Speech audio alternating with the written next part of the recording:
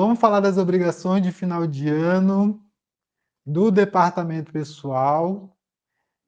Fora toda a correria que a gente tem ali no final de ano, um monte de gente chegando, um monte de gente saindo, né? As empresas resolvem contratar, desligar o pessoal, um monte de informação rolando, fluxo aí de informações rolando, parece que o tempo nunca dá, né? A gente começa falando da principal, que eu acredito que é aquele dia de todo mundo aí, que é o 13º salário. Quem tem direito ao 13º salário? Será que todo mundo que tem direito ao 13º salário? Quantos empregados estão pegando contra-cheque já e estão olhando ali? Só isso? Tem gente que faz conta, né? Pesquisa Tem, no Google, quanto que eu vou receber tem. desse, como calculo o 13º salário? Aí o cara falta mais do que não sei o quê. E aí diz que tá errado, né? Entra no meio do ano, quer receber o 10º cheio, todas aquelas coisas, né? É. Vamos falar então quem tem direito ao 13º salário? Bora Você lá. fala, eu comento. Então tá, vamos nessa então. Gente, basicamente, uma forma bem resumida de dizer, quem tem direito ao 13º salário são empregados. A gente tem os empregados urbanos, os empregados rurais, os avulsos e os domésticos. Os domésticos também são empregados e eles também têm direito ao 13º. Quem que não é empregado, que de vez em quando a gente ouve aí alguém querendo uma folha de 10º? Estagiário. Estagiário não é empregado, estagiário não tem 13º. Autônomo, né? Esses tempos aí, não vou citar nomes, mas uma pessoa compartilhou com a gente que uma empresa empregadora porque queria emitir uma folha de 10º de um autônomo, né? E autônomo não é empregado, né, gente? Ou não deveria ser, né? Prolaborista também, o sócio também não é empregado, também não tem 13º, tá? Então, assim, o 13º é para os empregados, seja regido pela CLT ou, no caso dos domésticos, que tem lei própria, mas também se aplica a eles a CLT, tá? Então, basicamente, quem tem direito são esses. E aí, entre os empregados, pode perder o direito aí ao 13º no caso de faltas, né? Faltas injustificadas, vai perdendo o direito ao 13º mensalmente, a cada mês que tem mais de 15 dias de faltas, pode perder o direito ao 10º. Empregados que forem demitidos por justa causa também perdem direito ao seu 13º salário. Maravilha, né? E tem também aquela galera que começou, foi contratada, admitida durante o período de ano, que vai receber o 10º proporcional ao período que foi trabalhado, e aí tem que ver a questão da data de admissão também, né? Se Isso. ele foi admitido depois do dia 15 ali, ele vai ter direito, se ele foi demitido, ou melhor, é isso, né? Até o dia 15, dia Isso. 16 ali, ele acaba tendo direito, Isso. dependendo do dia, dependendo do mês, Depende né? do dia e do mês, é. Se tiver 15 dias ou mais trabalhados dentro do mês, aí vai ter o AVO. Se tiver 14, já não tem. Já não tem. Beleza? E aí nós temos agora em novembro a primeira parcela do 13º salário. Aí vocês podem dar o nome que vocês querem dar para essa parcela, se é adiantamento, é gratificação natalina. Tem gente que quer pagar o 11ª parcela como um pagamento integral. Tem gente que já pagou, o empregado já recebeu e nem lembra, pediu lá nas férias ou já pagou no meio do ano, mas dentro do período de fevereiro a novembro, de acordo com a legislação, as empresas devem pagar o adiantamento do 13º ou a primeira parcela. Eu costumo chamar de adiantamento do 10º. Tem gente que Uhum. costuma chamar de primeira parcela. Então, o nome que você der não vai interferir, tá? Mas você tem até o dia 30 do 11 para fazer esse bendito pagamento. E aí, eu queria só pontuar aqui com relação ao pagamento.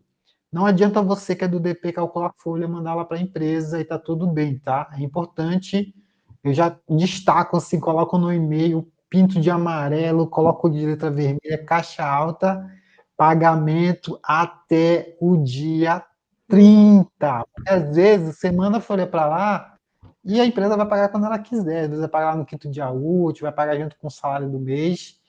E não, tá? Pagamento até o dia 30. E também outro detalhe, pessoal, Se você desligar colaboradores, fica atento também, que já vi casos assim, daí você calcula a folha, a empresa vai depois faz a rescisão, acha que está quitando tudo na rescisão, mas o cara está lá na folha e não paga o da folha, então tem que ficar atento também. Se for para quitar na rescisão, tira ele da folha, ou se for para manter a folha, avisa a empresa. Eu tive um caso aqui de desligamento, por isso que eu estou falando, que eu sei que acontece.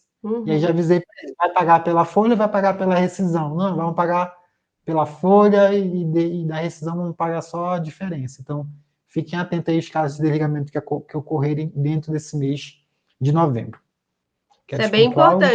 é bem importante citar, e é bem legal que a gente converse com o cliente mesmo, para saber o que, que o cliente quer fazer, porque às vezes a rescisão, o prazo pode cair no dia 30 também, mas ele já quer antecipar o 10º para o dia 25. Aí na rescisão ele vai pagar só as outras verbas, não vai pagar o que já foi pago antecipadamente do 10º. Então é realmente bem importante conversar com o cliente. Aqui a gente também teve alguns casos, né, uns 2 ou 3 empregados que foram desligados essa semana, e aí, com cada caso, a gente alinha com o cliente como que ele prefere, até para não ocorrer ou o não pagamento ou o pagamento em duplicidade, né? Porque o cliente às vezes pode se confundir se a comunicação não for assertiva, e aí pode acontecer o pagamento em duplicidade ou o não pagamento, tá? Então é bem importante deixar isso bem esclarecido com os clientes na hora de for alinhar sobre a rescisão. E também, gente, cuidem, porque pode ter, não deveria, né? Mas ainda acontecem admissões retroativas. Eu tenho uma empresa aqui que ela vira e mexe está mandando admissão de 10, 15 dias atrás. E a gente, obviamente, faz com a data que a pessoa efetivamente começou. Então, se é uma empresa que você já enviou a primeira parcela do 10º e vem uma admissão retroativa, lembre que ao fazer a admissão tem que fazer a primeira parcela dessa pessoa também, se ela for admitida num período em que ela tem direito ali ao adiantamento. Então, já manda a admissão, manda a folha do adiantamento junto e já avisa o cliente e lembra ele que tem que pagar até o dia 30 também.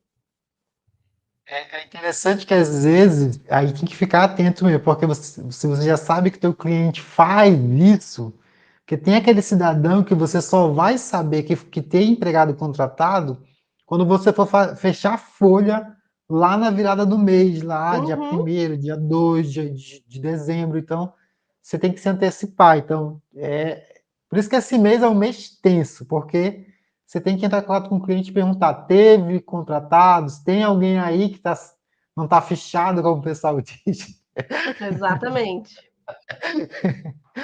para a gente Esse mês fechar? é mais importante ainda essa comunicação. Se você tem algum cliente que vive mandando coisa retroativa, já deixa bem claro com ele isso, para vocês também, né, não vai ter todo esse trabalho acumulado na folha, né? Porque é uma admissão retroativa e 13º, aí folha, tudo junto naquele momento em que está tudo acumulado. Parece que tudo acontece na semana de fechamento da folha.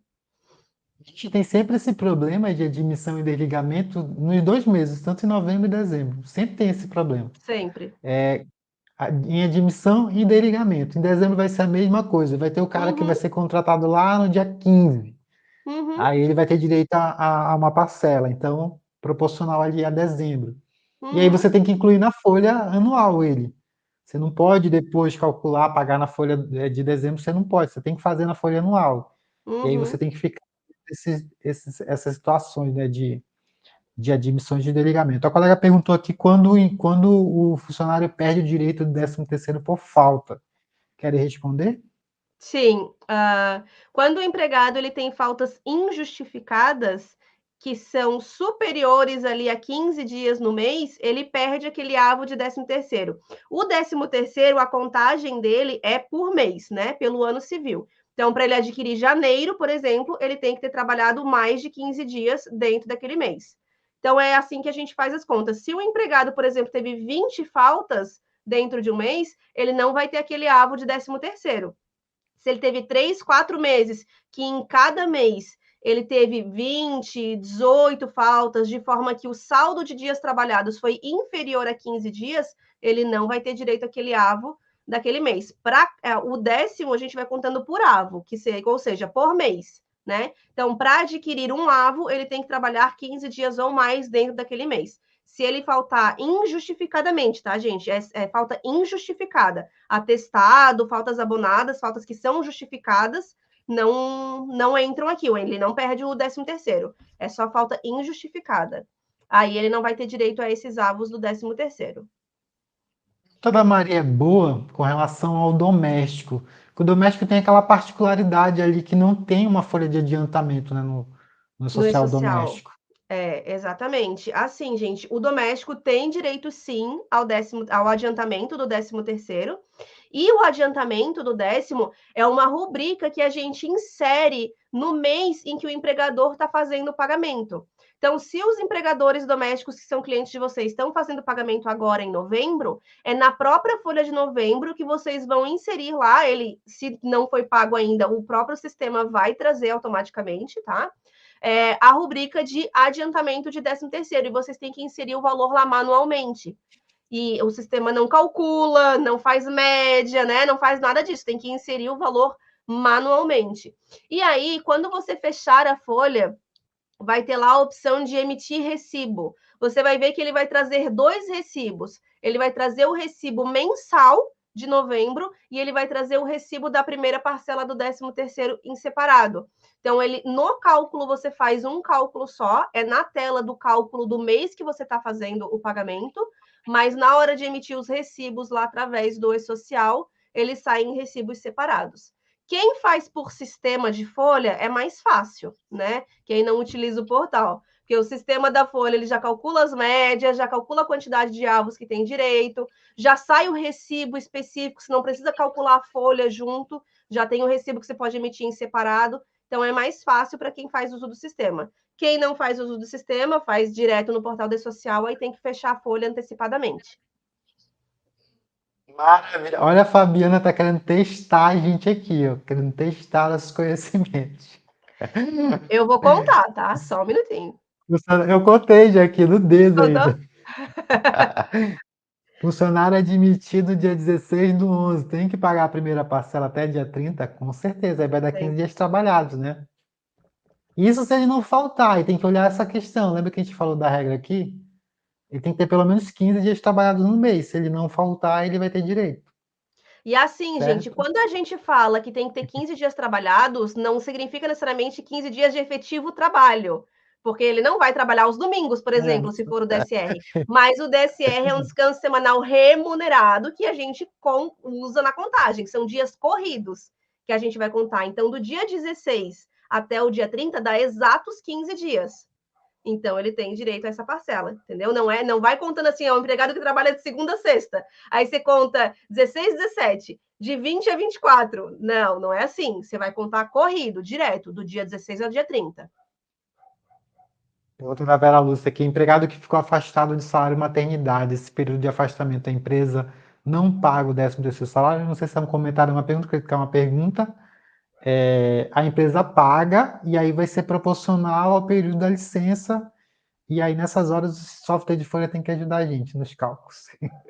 Porque o 13º da licença maternidade, ele é contado em dias, ele não é contado em meses, tá? Então, assim, você vai ter que ver lá, tem que ver qual que é o período da licença maternidade, o sistema vai calcular e o empregador vai... É a mesma coisa do salário maternidade em si. O empregador vai efetuar o pagamento e abater esse valor da guia de INSS, tá? Vai fazer as deduções lá. E a contagem tem que ver se todos os dias de licença maternidade foram dentro do ano civil de 2023 ou se ultrapassa, porque ele é proporcional contado em dias por ano civil, tá? Ah, tá. E tem aquela questão da tributação da primeira parcela, que às vezes, agora com a FGTS digital, a gente precisa ficar atento. E aí, tem tributação para FGTS, INSS, imposto de renda. Então, a primeira parcela, aí fiquem atentos ali nas configurações de rubrica de folha, que ela só vai ter FGTS. E aí, ele vai ser recolhido junto com a competência do mês que foi feito o pagamento. Pode ser agora em novembro, ou se você já pagou em outros meses, de fevereiro para cá, qualquer mês que você pagou ali nas férias, fiquem atentos com esse detalhe, tá? Que ele vai ali junto com a folha, tá? Eu só coloquei esse código, essa situação de incidência aqui para a gente lembrar que tem FGTS, para a gente lembrar também que em breve nós teremos FGTS digital, tá, pessoal? Porque como o pessoal faz na GFIP, às vezes no software de folha está um indicativo certinho ali e o pessoal fica tranquilo, mas o parâmetro para social não está certo e agora a gente precisa estar conferindo esses detalhes aí. Beleza?